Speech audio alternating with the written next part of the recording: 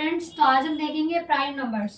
तो पहला जो हमारा क्वेश्चन होता है वो ये है कि what is a prime number, कि प्राइम नंबर होते कौन से हैं। तो वो नंबर्स जिनका फैक्टर यानी कि फॉर एग्जांपल हमारे पास नंबर है 2, 3, 5 एंड 7। अब ये वो नंबर्स हैं जिनके 2 फैक्टर्स हैं, एक नंबर 1 एंड सेकंड वो नंबर खुद, यानी कि जो नंबर 3 है वो सिर्फ 2 ही टेबल्स में आएगा, या तो 3 अपने टेबल में आएगा या फिर 1 के टेबल में आएगा। तो वो नंबर्स जो या तो अपने टेबल में आते हैं या 1 के टेबल में आते हैं, that are called prime numbers. Second जो हमारा आता है वो आता है composite number.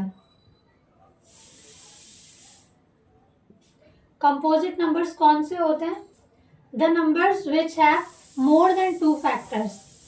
For example number है 4, 6, 8, 9, 10, इनके 2 से ज़्यादा फैक्टर्स हैं, इसीलिए ये आते हैं कंपोजिट नंबर्स में। जैसे कि जो 4 है, 4 का एक फैक्टर 1 हो गया, एक फैक्टर 2 हो गया, एक फैक्टर खुद अपने आप में 4 हो गया। नंबर 8 के अगर हम फैक्टर करेंगे तो 1, 2, 4, 8, इसके 4 फैक्टर हो गए।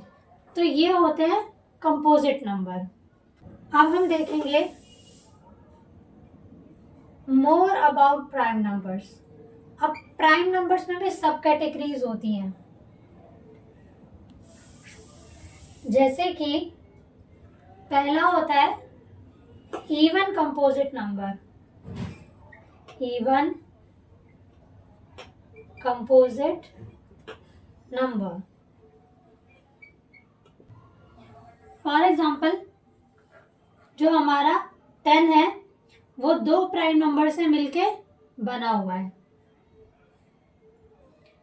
दोनों प्राइम नंबर हैं और ये जब प्लस होके बना रहा है ये इवन नंबर बना रहा है। इवन नंबर है और कंपोजिट भी है। इवन इसलिए क्योंकि ये 2 से डिविजिबल है, और कंपोजिट इसलिए क्योंकि इसके 2 से ज़्यादा फैक्टर हैं। यानी कि अगर हम इसके फैक्टर्स की बात करें तो इसके फैक्टर होंगे 1, 2, 5 एंड 10 इटसेल्फ। इसके 4 फैक्टर निकल आए, यानी कि ये कंपोजिट नंबर भी है और इवन भी है। इसी तरीके से जब हम 12 की बात करें तो 12 को हम लिख सकते हैं 5 + 7। अब 5 भी प्राइम नंबर है और 7 भी प्राइम नंबर है, और जब हमने दोनों को प्लस किया तो एक इवन नंबर निकल के आया, और ये वाला इवन नंबर एक कंपोजिट नंबर है क्योंकि इसके मोर देन 2 फैक्टर्स हैं। तो ये हो गए हमारे कंपोजिट, इवन कंपोजिट नंबर। अब इसके बाद आता है twin prime.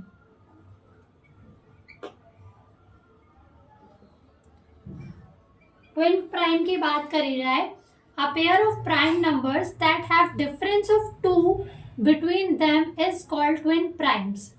Each pair of twin prime has a composite number between them. For example 3 and 5। अगर हम ट्विन प्राइम की बात करें तो इनके बीच में हमेशा 2 का गैप रहेगा और दोनों ही प्राइम नंबर्स होंगे। जैसा कि आप देख पा रहे हो, नंबर 3 भी प्राइम नंबर है और नंबर 5 भी प्राइम नंबर्स है, और इन दोनों के बीच में कितने का गैप है? 2 का। इसी तरीके से नंबर 5 और नंबर 7, इसके बीच में भी 2 का गैप है। और इसके बाद है नंबर 11, नंबर 13, ये दोनों प्राइम नंबर है और इसमें भी कितने का गैप है? 2 का गैप है। तो ये नंबर्स होते हैं twin prime numbers. Next one is को प्राइम नंबर्स। को प्राइम नंबर्स वो नंबर्स होते हैं जिनका सिर्फ नंबर 1 ही कॉमन आता है, यानी कि जिनका फैक्टर 1 ही कॉमन आएगा और उसके अलावा कोई भी फैक्टर कॉमन नहीं आएगा। जैसे कि हमारा एक नंबर है 9 और एक नंबर है 8। जब हम 9 के फैक्टर्स करेंगे तो 9 के फैक्टर होंगे 1, 3 एंड 9, जब हम 8 के फैक्टर करेंगे तो होंगे 1, 2, 4 एंड 8। अब आप देख पा रहे हो कि नंबर 1 इन दोनों में कॉमन है, तो यानी कि ये जो नंबर है ये को प्राइम नंबर है। ये बहुत ही इजी है, इसमें कोई बहुत बड़ी चीज नहीं है। हम एक और एग्जांपल देख लेते हैं। जैसे एक नंबर है 4 एंड 7। जब हम 4 के फैक्टर्स करेंगे तो आएगा 1, 2 और 4। 7 के फैक्टर करेंगे 1 एंड 7। अब आप देख पा रहे हो कि ये कंपोजिट नंबर है और ये प्राइम नंबर है। तो कंपोजिट और प्राइम दोनों मिलकर भी को प्राइम नंबर्स बन सकते हैं, क्योंकि इन दोनों में 1 जो है वो फैक्टर क्या है, कॉमन है। को प्राइम को आप एक तरीके से और समझ सकते हो कि इसका जो HCF है, HCF क्या आएगा, 1 ही आएगा। यानी कि हाईएस्ट कॉमन फैक्टर जो है वो 1 ही आएगा दोनों नंबर का। अगर इन दोनों नंबर का हाईएस्ट कॉमन फैक्टर 1 आ जाता है तो यानी कि नंबर को प्राइम है। या अगर हम एक एग्जांपल और देख लेते हैं कि एक नंबर है 4 और एक नंबर है 8।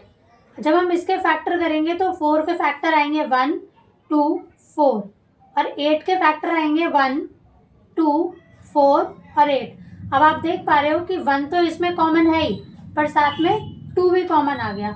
यानी कि जो इसका HCF है वो कितना आया, 2 आया। यानी कि ये को प्राइम नहीं होंगे, क्योंकि इसका हाईएस्ट कॉमन फैक्टर कितना आ गया, 2। अगर इसका हाईएस्ट कॉमन फैक्टर 1 आता तो ये को प्राइम नंबर होता। तो हमारी क्लास यहीं खत्म होती है। आई होप आपको प्राइम नंबर्स अच्छे से समझ में आ गए होंगे। अगर समझ में आ गए हैं तो प्लीज़ चैनल को आगे फॉरवर्ड कर दो ताकि और बच्चों को भी समझ में आ जाए।